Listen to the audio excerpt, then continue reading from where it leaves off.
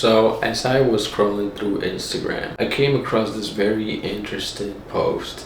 It says, "This is the most accurate image of Jesus that we have." And it shows this piece of cloth called the Shroud of Turin, and it sparked a lot of curiosity in me to look into it to see if it's real, if it's fake or not. I want to know if it's real. And this is it. This is a centuries old linen cloth, and it continues to fascinate and mystify scientists and believers alike. Many consider it to be the burial cloth of Jesus, bearing an inexplicable imprint of a crucified man. So this is a man that, it's all beat up, basically crucified levels of beat up. And he was covered in this linen cloth back in this is over 600 years old, by the way. It says here, in 1978, experts, including NASA scientists, used advanced imaging technology to analyze it.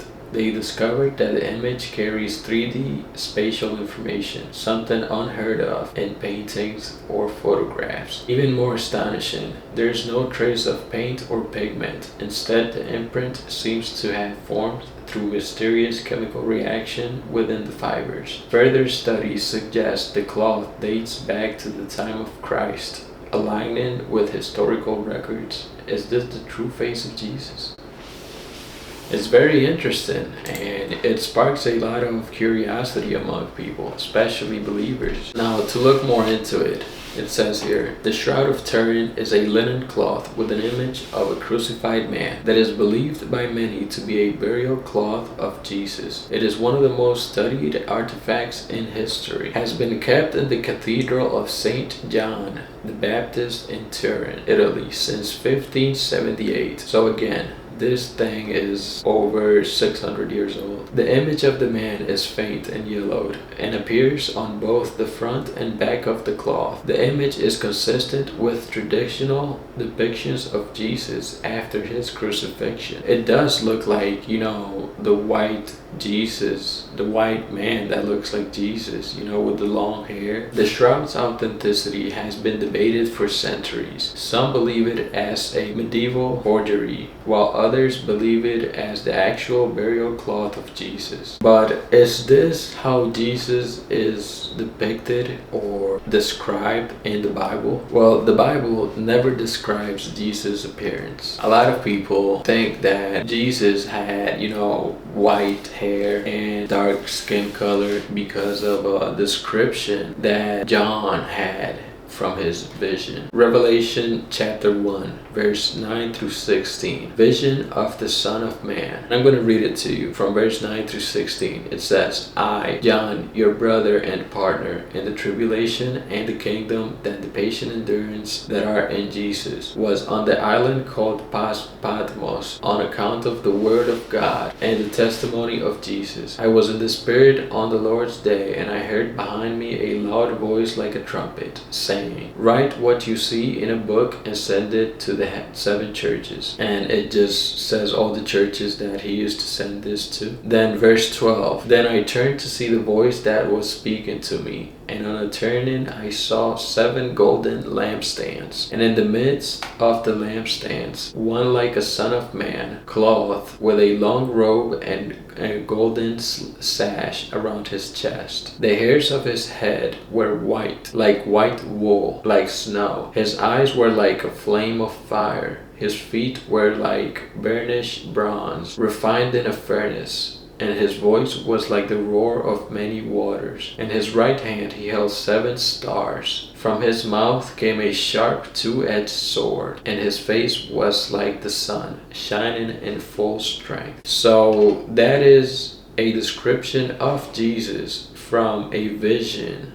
that John had. So, if you want to take that, and just because his feet were like burnished bronze, refined in a furnace, if you want to take that and, say Jesus was dark in skin color, go ahead. It doesn't make any sense, but go ahead, because it also says, from his mouth came a sharp 2-edged sword. So his face was like the sun, shining in full strength. So basically, his face was the sun, and coming out of it was a two-edged sword. So you probably gonna need to take that into consideration when describing Jesus if you're gonna use this verse as a actual description of Jesus. Now, it doesn't look like this is the description of Jesus from how he was on earth. This is probably a description of Jesus from, maybe his angelic form, his heaven form, not his earthly form.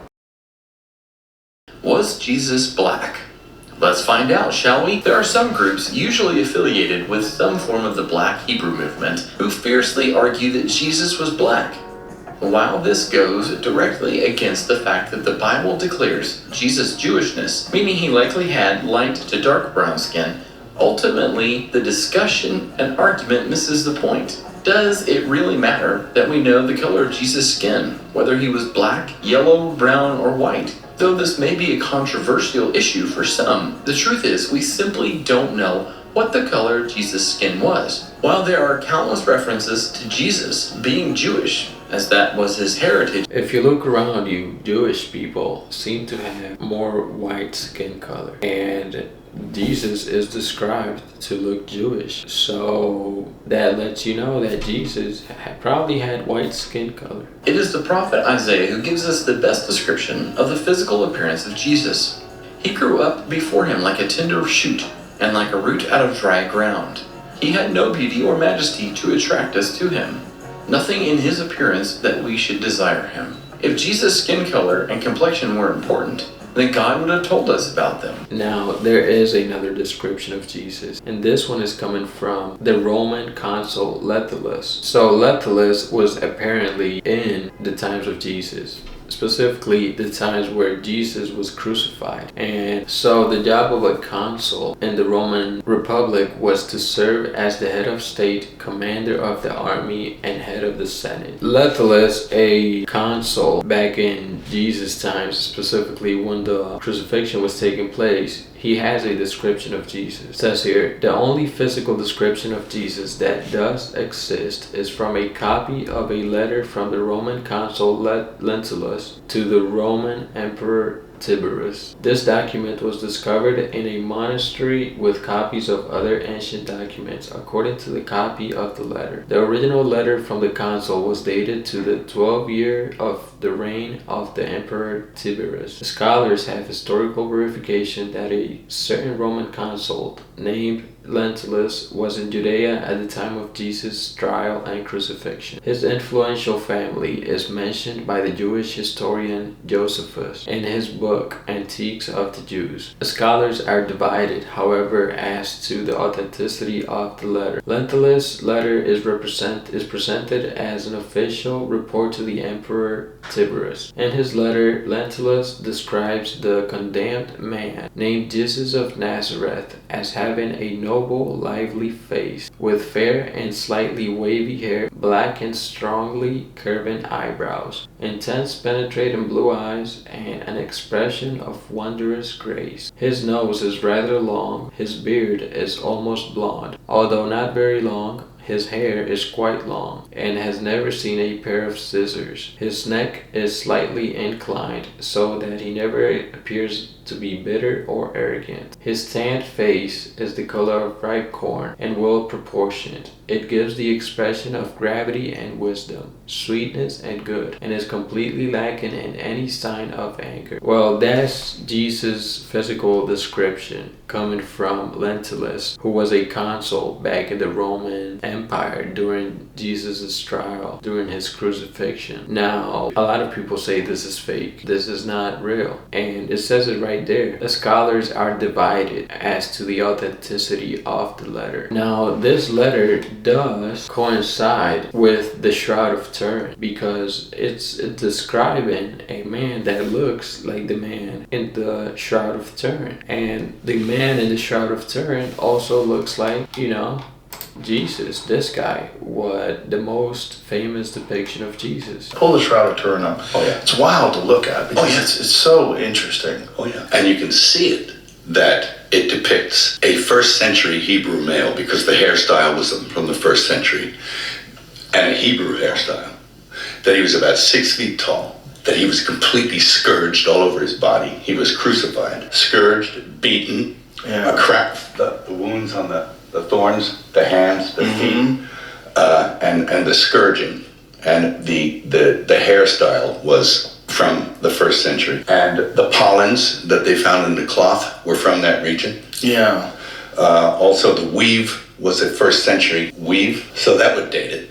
But they have now verified that it does actually go back to that time period. So it is very interesting. It's a very interesting subject. The Shroud of Turin. It's showing what Jesus actually looked like. If you believe that, this Shroud of Turin is from 600 years old and is the linen placed over Jesus after, he died. But whether this is the image of Jesus or not, the fact is that this is relevant and has been relevant to a lot of believers for over 600 years. This is important to a lot of people because this is some sort of proof of their faith. Now, is that a good thing? To have proof of Jesus? Because faith is believing in something that you cannot prove, right? Now, if you believe in this and one day this is proven to be fake, could this affect your faith in Jesus? I wonder about that.